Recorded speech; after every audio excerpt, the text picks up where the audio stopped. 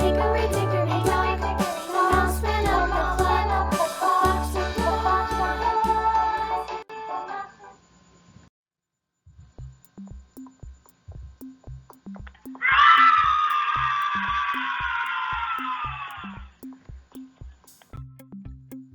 Farmer, school, sun, pot, doctor, boy, pencil, girl, ball, store. These are nouns or name words. A noun is a word for a person, place, thing. For example, girl. A girl is a person. School is a place.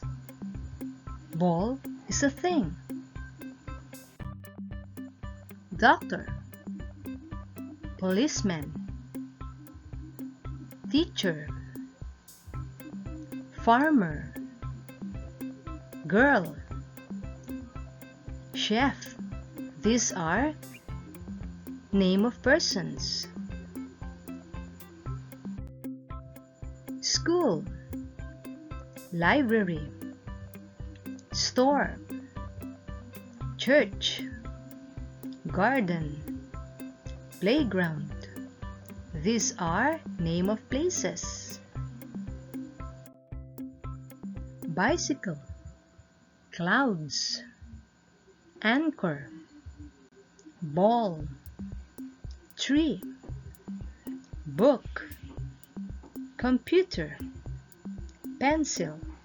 These are name of things. What is a noun? A noun is a name of person, place, thing. Let's do this activity. Say yes if the word is a noun. Say no if it's not. Are you ready? Number 1, doctor. Your answer is yes, doctor is a noun. Ball. Yes, ball is a noun.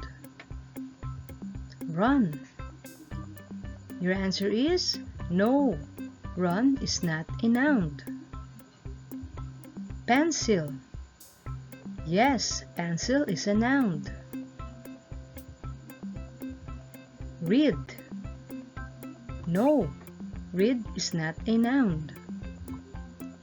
Next, sun. Your answer is yes, sun is a noun. School. Yes, school is a noun. The. No, the is not a noun. Dog. Yes, dog is a noun. Bag. Yes, bag is a noun. Are you correct? Good job! Next activity, tell me the nouns in the sentences. Are you ready? Number 1, mother bakes a cake. The nouns are mother, cake. Number 2, the boy is playing a kite. The nouns are boy, kite. Number 3, I go to church. Church is a noun. Number 4, my pet is a kitten. The nouns are pet, kitten. Number 5, the pencil is long. Pencil is a noun. Are you correct?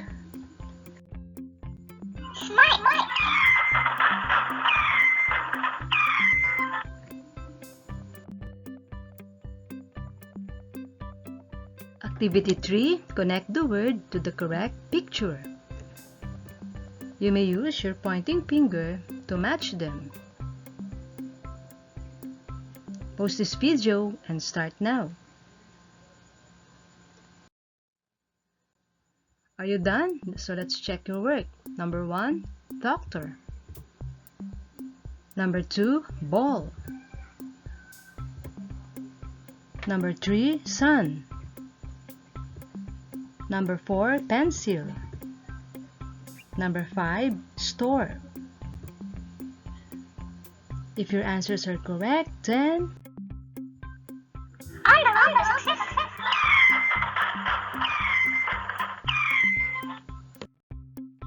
Activity 4, fill in the blanks to complete the sentence. You may use your pad paper and write your answers there. You can pause this video and start now. Are you done? Let's check your work. The answers are: noun is a word for a person, place, or thing. Are you correct? Awesome.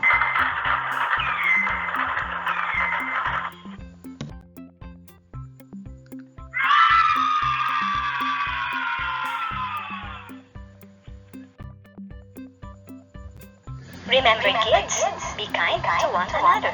Ephesians 4:32.